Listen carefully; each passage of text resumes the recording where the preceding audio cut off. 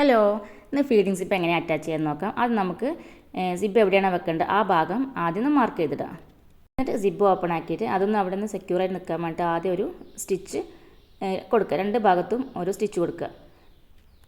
അത് വളഞ്ഞിട്ട് സ്ഥാനം തെറ്റാതിരിക്കാൻ വേണ്ടി ആദ്യം നമുക്ക് സെക്യൂറായിട്ട് വെക്കുന്നുണ്ട്. പിന്നെ ഇതേപോലെ അതിൻ്റെ ഫൂട്ട് മാറ്റുക, വൺ സൈഡ് ഫൂട്ട്. എൻ്റെ ഈ മെഷീനിൽ രണ്ട് സൈഡിലും ഫൂട്ടുണ്ട്. അപ്പോൾ ഞാനത് വൺ സൈഡ് ഫൂട്ടാക്കിയിട്ട് ഇതേപോലെ ഇൻവിസിബിൾ സിപ്പല്ലേ, അപ്പോൾ അതിൻ്റെ അരികുവശം ചേർന്ന് ഇതേപോലെ സ്റ്റിച്ച് ചെയ്ത് കൊടുക്കുക.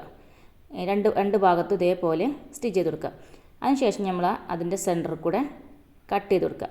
നമ്മൾ എവിടെ നിന്നാണോ സ്റ്റിച്ചിങ് സ്റ്റാർട്ട് ചെയ്ത് അതുവരെ കട്ട് ചെയ്തിട്ട് കൊടുത്ത് അതിനുശേഷം അതിനെ ചീത്ത വശത്തേക്ക് മറിച്ചിടുക. സിപ്പിനെ മറിച്ചിട്ട് ഇതുപോലെ ഒരുപോലെ ആക്കി വെച്ചതിന് ശേഷം അതിൻ്റെ ആ സ്റ്റാർട്ടിങ് ഉണ്ടല്ലോ, അവിടെ നമുക്ക് ഓപ്പൺ ആവാതിരിക്കാൻ വേണ്ടിയിട്ട് അവിടെ സ്റ്റാർട്ടിങ് വരെയുള്ള ഭാഗത്ത് വരെ മാത്രം സ്റ്റിച്ച് ചെയ്ത് കൊടുക്കുക. അപ്പോൾ ഇതുപോലെ ഉണ്ടാവും. നമ്മൾ മറിച്ചിട്ടിട്ട് നോക്കുമ്പോൾ സിമ്പിളായിട്ട് സിബ് അറ്റാച്ച് ചെയ്യാം.